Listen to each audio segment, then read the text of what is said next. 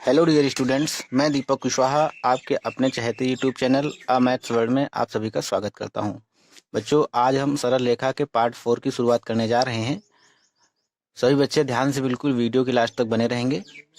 आइए बच्चों, शुरू करते हैं। बच्चों, आज के इस पार्ट में हम आपको बताने वाले हैं कि कोई भी अगर हमें 3 बिंदु दिए गए हैं और हमसे कहा जाए कि सिद्ध कीजिए कि ये तीनों बिंदु जो हैं संरेख हैं, तो इसकी क्या कंडीशन होगी, कैसे इसको हम सिद्ध करेंगे, इसी पर हमें बात करनी है। तो सभी बच्चे बिल्कुल वीडियो के लास्ट तक बने रहेंगे।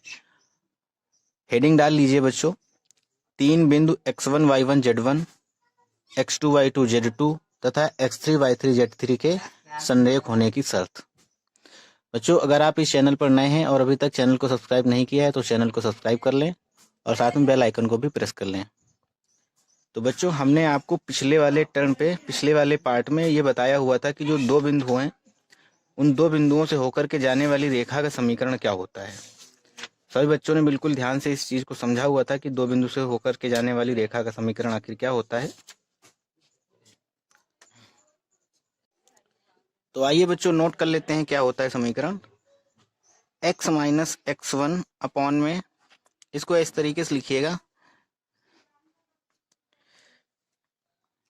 जैसा कि हम जानते हैं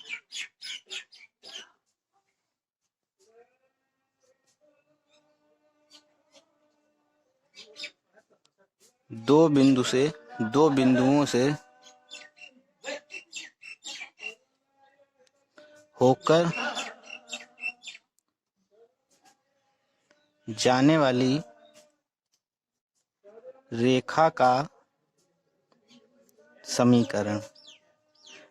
बच्चों, मान लिया ये 2 बिंदु हैं x1 y1 z1 और x2 y2 z2। इन दोनों बिंदुओं से होकर के जाने वाले रेखा का समीकरण हमें लिखना है। तो क्या हमने आपको लिखाया था, x माइनस x1 अपॉन में x2 माइनस x1, और इसे हमने आपको प्रूफ भी कराया था कि आखिर ऐसा होता कैसे है। अगर आपने नहीं देखा है तो पार्ट 3 का वीडियो का लिंक डिस्क्रिप्शन में है। इस चीज को समझने के लिए आप पार्ट 3 का वीडियो जरूर देखें। y माइनस y1 अपॉन में y2 minus y1, z minus z1 upon में z2 माइनस z1।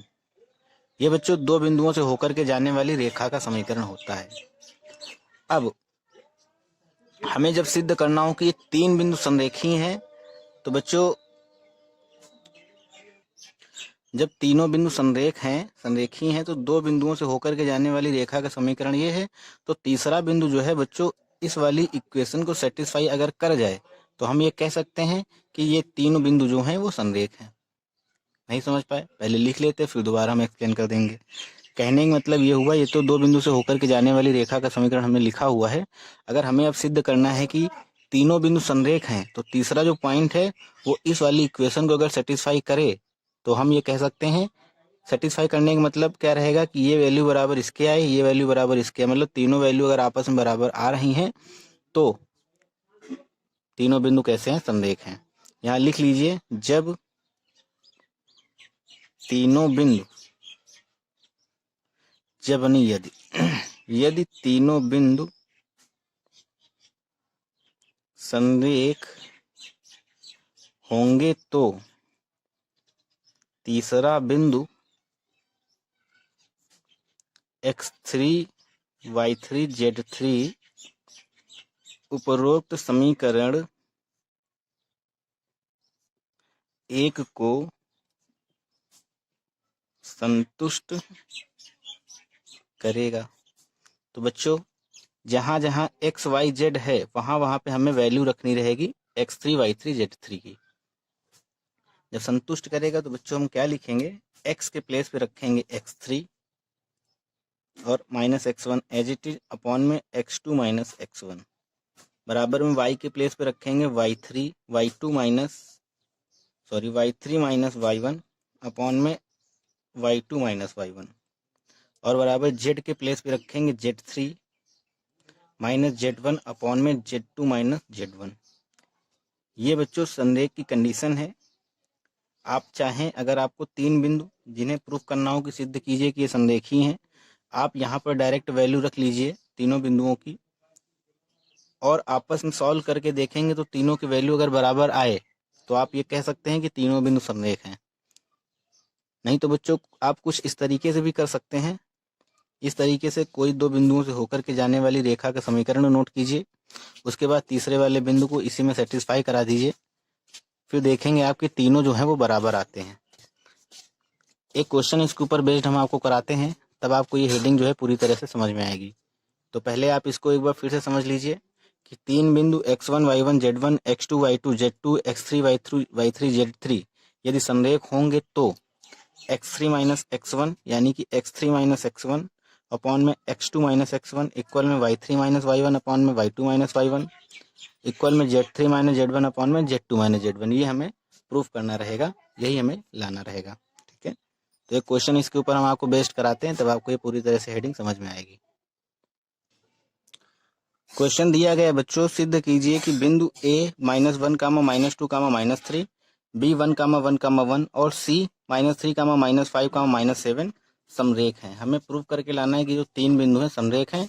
समरेख की कंडीशन क्या होती है बच्चों? x3 माइनस x1 अपॉन में x2 minus x1, y3 minus y1 upon में y2 minus y1, z3 minus z1 upon में z2 माइनस z1। ये याद करना बेहद आसान है क्योंकि आपने एक फार्मूला पढ़ा हुआ है x माइनस x1 अपॉन में a, ये वहीं से बना हुआ है। पार्ट 2 आप देखेंगे, पार्ट 3 जब आप देखेंगे तो आपको ये बिल्कुल पूरी तरह से समझ में आएगा कि ये फार्मूला कैसे बना हुआ था, और बेहद आसान है ये। तो यहाँ पे हम डायरेक्ट वैल्यू रखेंगे बच्चों। तो वैल्यू रखने पे x3 के प्लेस पे क्या रखेंगे आप देख लीजिए। ये x1 है, ये y1 है, ये z1 है, ये बच्चों x2 है, y2 है, z2 है, ये x3 है, y3 है और z3 है। एज अ फार्मूला x3 के प्लेस पे रखना है हमको -3, माइनस x1 के प्लेस पे रखना है -1, अपॉन में बच्चों क्या x2 माइनस x1, x2 के प्लेस पे है 1, माइनस x1 के प्लेस पे है -1, इक्वल में y3 माइनस y1, y3 के प्लेस पे है -5, y1 के प्लेस पे है -2। इसी तरीके से नीचे क्या है बच्चों, y2 माइनस y1, y2 के प्लेस पे है 1 और y1 के प्लेस पे -2। इसी तरीके से z3 माइनस z1 यानी कि z3 की वैल्यू है -7 और माइनस z1 की वैल्यू है -3। इसी तरीके से नीचे क्या हो जाएगा, z2 माइनस z1, z2 के प्लेस पे क्या है बच्चों 1 और माइनस z1 के प्लेस पे है -3। सॉल्व कर लीजिए, -3 और +1 यानी कि -2 अपॉन में 2 बराबर में -5 और +2 -3 अपॉन में 1 -2 माइनस माइनस प्लस, तो 1 + 2 यानी कि 3 इक्वल में 7 -7 और प्लस में 3 यानी कि -4 अपॉन में 1 + 3 यानी कि 4। तो बच्चों ये तीनों देखो आपस में बराबर आ रहे हैं, ये -1 हो जाएगा, ये भी -1 हो जाएगा और ये भी -1 हो जाएगा। अतः अब डायरेक्ट आप लिख लीजिए, अतः दिए गए तीनों बिंदु संरेख। आंसर बच्चों क्वेश्चन में कभी कभी कह दिया जाता है कि सिद्ध कीजिए, दूरी सूत्र के प्रयोग से दिखाइए कि ये जो तीनों बिंदु हैं ये संरेख हैं। तो इसमें हमें कुछ विशेष नहीं करना रहता है।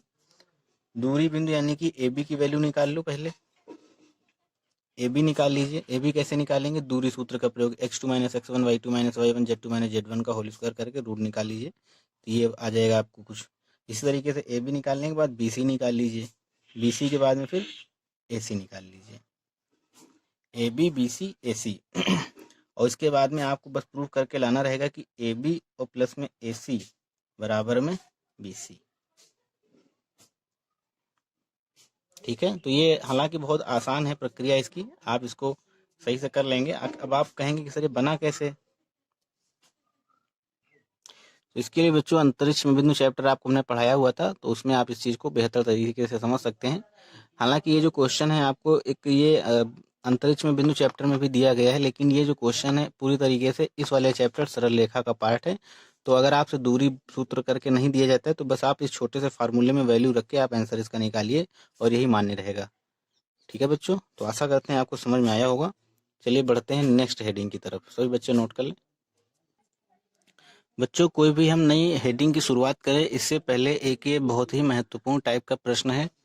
इस तरीके के प्रश्न हमेशा से ही परीक्षा में पूछे जाते रहे हैं तो पहले एक ये टाइप का प्रश्न हम कर लेते हैं, फिर अगर समय बच रहा है तो ही हम नई हेडिंग आपको कराएंगे, नहीं तो सिर्फ आज हम आपको जो महत्वपूर्ण प्रश्न हमने अब तक आपको जो हेडिंग्स कराई है उनके ऊपर बेस्ड जो महत्वपूर्ण प्रश्न हैं जो हमेशा ही पेपर में पूछे जाते रहे हैं, आज हम उन्हीं की प्रैक्टिस कराते हैं आपको।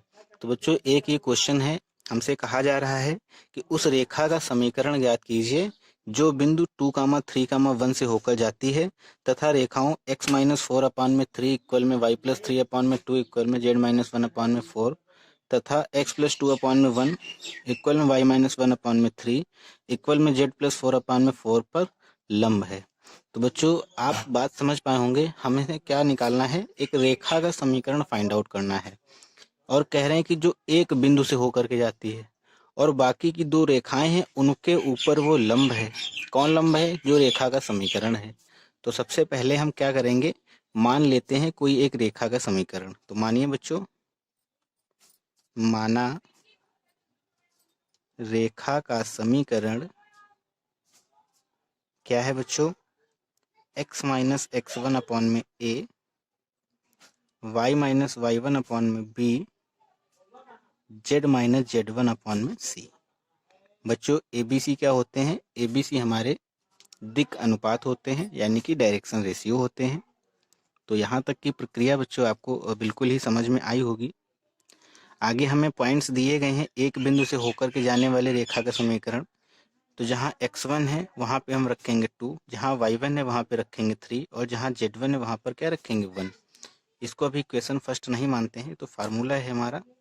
आगे हम चूंकि यानी कि सिंस उपरोक्त समीकरण बिंदु 2, 3, 1 से होकर जाती है, इसलिए तब रेखा का समीकरण इस तरीके से लिखेंगे। यहाँ लिखिए बच्चों, सिंस उपरोक्त रेखा का समीकरण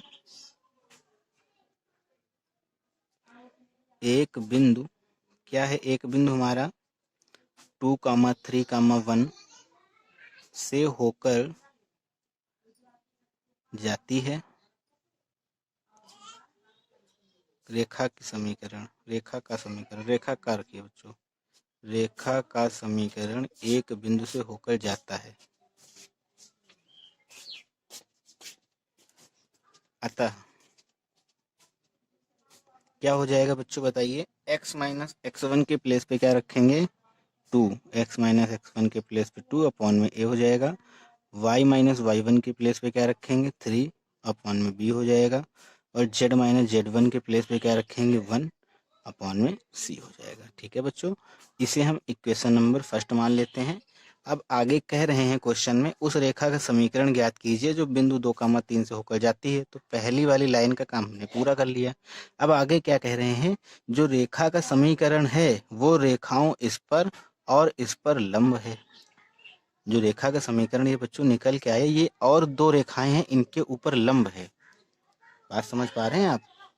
लिख लीजिए, सिंस उपरोक्त समीकरण अन्य दो रेखाओं, इसको बच्चों मान लो 2 है ये और इसको मान लो 3, समीकरण नंबर, अन्य दो रेखाओं की समीकरण 2 और 3 पर लंब है। अतः अब बताइए बच्चों, लंब की हमने कंडीशन आपको क्या बताई थी? लंब की कंडीशन हमने आपको बताई थी, दो रेखाएं हैं, नीचे A1 B1 C1 है, नीचे A2 B2 C2 है। तो हमने आपको क्या बताया था कि उनके जो A1 A2 दिक् अनुपात होते हैं उनका आपस में मल्टीप्लाई करके जोड़ देने पर वैल्यू किसके बराबर आनी चाहिए? 0 के बराबर में आनी चाहिए। ठीक है, तो बच्चों अन्य दो रेखाएं, पहली ये मान लिया, दूसरी ये, तीसरी ये और पहली ये रेखा इस पर जब लंब होगी तो इसके जो दिक् अनुपात हैं इनका गुणनफल हम इस तरीके से कर लेते हैं। तो बच्चों बताइए, यहाँ A1 के प्लेस पे क्या है? A है, A2 के प्लेस पे क्या है? 3 है, प्लस B1 के प्लेस पे B है, B2 के प्लेस पे क्या है? 2 है, प्लस इसी तरीके C1 के प्लेस पे C है और C2 के प्लेस पे क्या है बच्चों? 4 है। इक्वल में क्या हो जाएगा? 0। तो यहाँ से हमें क्या मिला? 3a plus 2b plus 4c equal में 0, इक्वेशन नंबर 4। ठीक है, आशा करते हैं बच्चों यहाँ तक आपको समझ में आया होगा। अब आगे थोड़ा सा हम और करते हैं। अभी हमने इस वाली इक्वेशन के साथ में इसका लंब वाला सिस्टम किया हुआ है, कंडीशन लगाई हुई है। अब इसी तरीके से ये जो रेखा फर्स्ट है ये थर्ड पर भी लंब है। लिखिए सिंस, सिमिलरली लिख लीजिए, सिमिलरली रेखा फर्स्ट 3 पर भी लंब है। इसलिए क्या करेंगे बच्चों,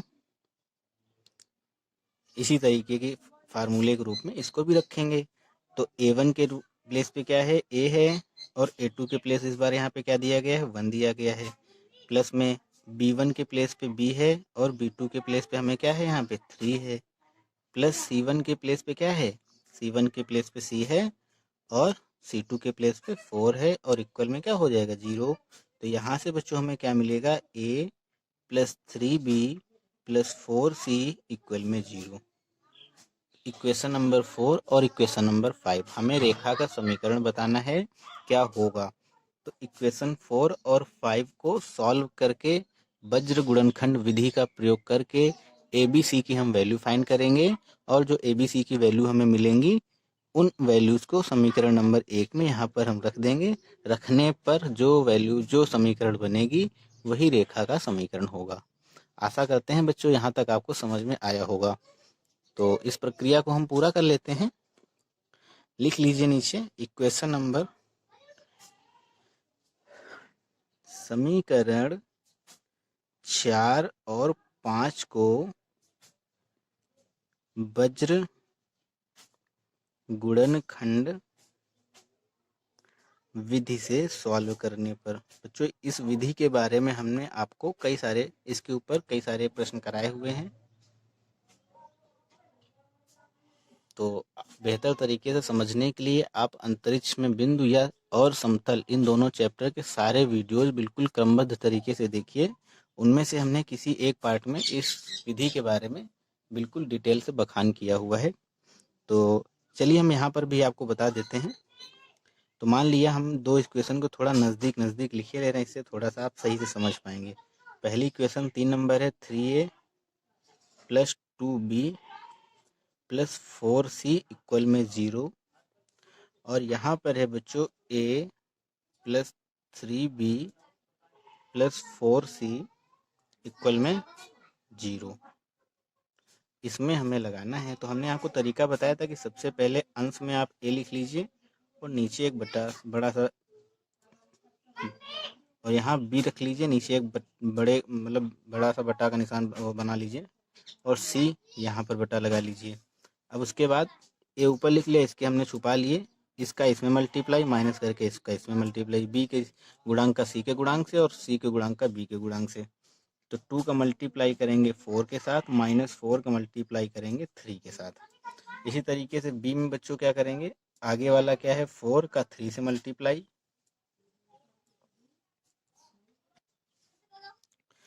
तो बच्चों ये वाला b है, इसका इसमें मल्टीप्लाई करेंगे, और इसका इसमें मल्टीप्लाई। अब आप कह रहे होंगे सर यहाँ तो हमने इसको छुपाने के बाद इसका इससे किया, इसको छुपाने के बाद हम इसका इससे पहले कर रहे हैं। तो एक बार प्लस होता है, दूसरी बार माइनस होता है। आप चाहोते हैं माइनस लगा के ऐसे कर लो, तो माइनस लगाओगे तो इसको फिर इसका इसमें मल्टीप्लाई, यानी कि 4 का 3 में मल्टीप्लाई, और माइनस का 4 का 1 में मल्टीप्लाई। सी में नीचे क्या हो जाएगा, 3 का 3 में मल्टीप्लाई, और माइनस का 2। बच्चों यहाँ से क्या हमें मिलेगा, a अपॉन में 4 2 जा 8 माइनस 12 यानी कि माइनस 4। इस तरीके से माइनस b अपॉन में नीचे हमें क्या मिलेगा, 8 4 3 जा 12, और 12 से 4 यानी कि 8, और इधर बच्चों आएगा c अपॉन में 9 माइनस 2 7। तो बच्चों हमें क्या वैल्यू मिली, a अपॉन में -4, b अपॉन में -8, और c अपॉन में 7। तो ए बी सी की वैल्यू हमें क्या मिल गई हैं, ये वैल्यू मिल गई। इसको हम बराबर करे ले रहे हैं। आप चाहें तो डायरेक्ट भी आप ये वैल्यू मान सकते हैं कि ए की वैल्यू -4 है, बी की जो वैल्यू है वो -8 है, सी की वैल्यू जो है वो 7 है। या फिर बच्चों आप चाहें तो बराबर करके कोई संख्या कांस्टेंट मान लीजिए, ए की वैल्यू निकालेंगे -4 के, बी की वैल्यू निकालेंगे -8 के, सी की वैल्यू निकालेंगे 7 के। ये सारी वैल्यूज़ को उठा के हमें यहाँ पे जब पुट करना रहेगा तो हम यहाँ पे के कॉमन लेके उधर के सभी से कट जाएगा, नीचे सभी के साथ बराबर में है। या फिर आप डायरेक्ट ऐसे ही यहाँ पे वैल्यू पुट कर सकते हैं। तो ए के प्लेस पे रखेंगे यहाँ -4 हो जाएगा, बी के नीचे रखेंगे -8 हो जाएगा बी के प्लेस पे, और यहाँ पे 7, और यही हमारा आंसर होगा। आशा करता हूँ बच्चों आपको यहाँ तक बिल्कुल पूरी तरीके से समझ में आया होगा। समझ में आया तो नोट कर लीजिए। और बेहद मतलब बहुत ही महत्वपूर्ण प्रश्न है और बेहद आसान प्रक्रिया है, तो समझ पाए होंगे आप लोग। अगर समझ नहीं पाए तो कमेंट करके बताइएगा कि समझ में नहीं आया, और अगर आपको समझ में आया तो भी कमेंट करके बताएंगे। और अगर आप बताते हैं कि समझ में नहीं आया तो फिर हम आपको एक अगले टर्न पे जो वीडियो बनाएंगे उसमें इसका हम एक पार्ट इसी टाइप का क्वेश्चन उसमें हम डाल देंगे, तो वहाँ पर आपको फिर से समझा देंगे। और अगर समझ में आ गया तो आप बिल्कुल बताएंगे कि सर ये क्वेश्चन हमें समझ में आ गया था। बच्चों एक हेडिंग डाल लीजिए, तिरछी रेखाएं तथा न्यूनतम दूरी की रेखा। बहुत ही महत्वपूर्ण है न्यूनतम दूरी की रेखा। ये जो हेडिंग हम आपको करा रहे हैं, मोस्ट इम्पोर्टेंट 5 नंबर का प्रश्न अगर बनता है इस चैप्टर से तो इसी हेडिंग से बनता है, न्यूनतम दूरी ज्ञात करने के लिए। बच्चों थोड़ा सा समझ लीजिए, मान लिया अंतरिक्ष में कोई दो रेखाएं स्थित हैं जो कि ना तो एक दूसरे को काटती हैं और ना ही समांतर हैं, तो ऐसी रेखाओं को हम लोग तिरछी रेखाएं कहते हैं, और इनको इंग्लिश में कहते हैं स्क्यू लाइंस। स्क्यू लाइंस तिरछी रेखाएं। और न्यूनतम दूरी की रेखा को हम कहते हैं लाइन ऑफ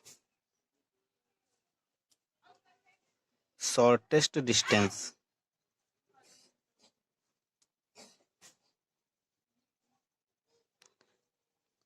बच्चों हम आपसे बताना चाह रहे हैं, फिर से सुनिए ध्यान से। अंतरिक्ष में कोई भी दो रेखाएं स्थित हैं जो कि ना तो एक दूसरे को काटती हैं और ना ही वो समांतर हैं, ऐसी रेखाएं तिरछी रेखाएं कहलाती हैं।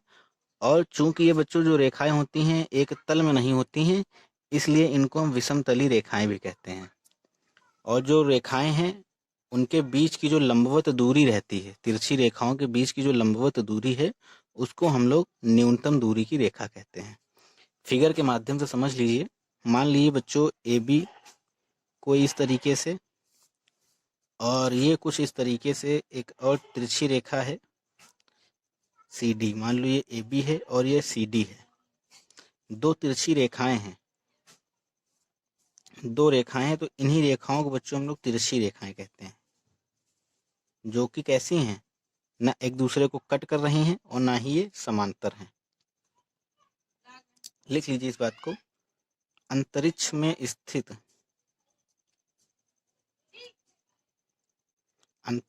स्थित दो रेखाएं जो ना तो एक दूसरे को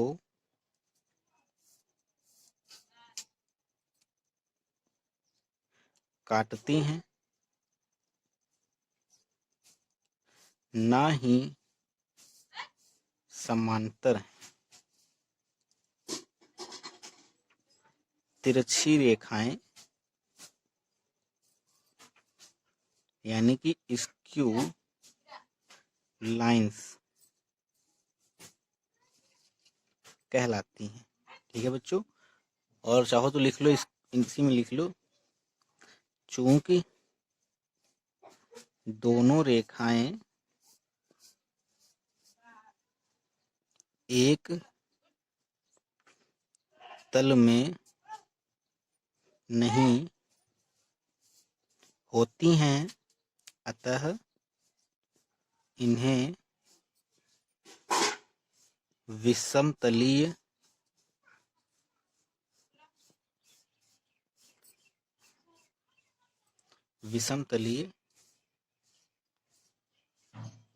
रेखाएं भी कहते हैं।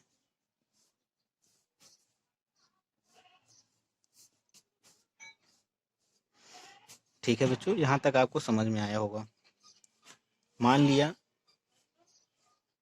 माना AB और CD तिरछी रेखाएं हैं। दो हैं बच्चों, दो तिरछी रेखाएं हैं।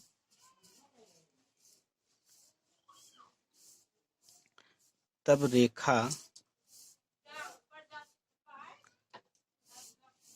एक रेखा हमने PQ मान लिया, ये जो इसके ऊपर लंबवत है।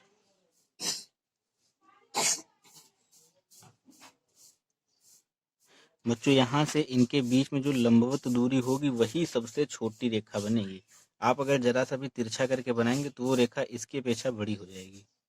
बात समझ रहे? अगर इसको हमने, जो इसके बीच की लंबवत रेखा होगी वही सबसे छोटी रेखा होगी। अगर जरा सा भी हमने तिरछा किया तो वो रेखा बड़ी हो जाएगी। लिख लीजिए, तब रेखा PQ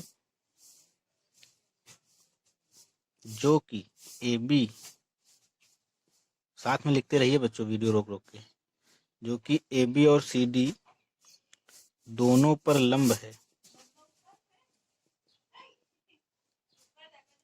दोनों पर लंब है, उनके बीच की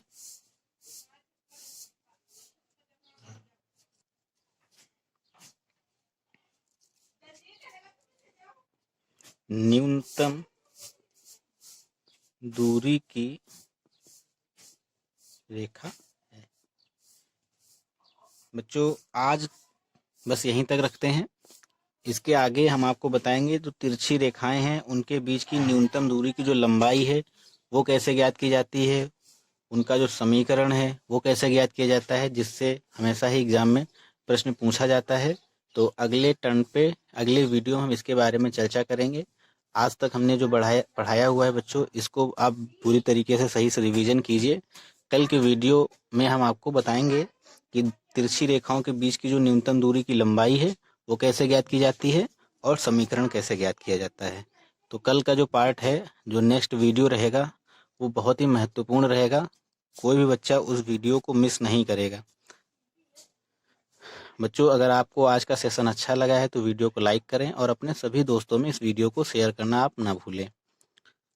सभी बच्चों को बहुत बहुत धन्यवाद।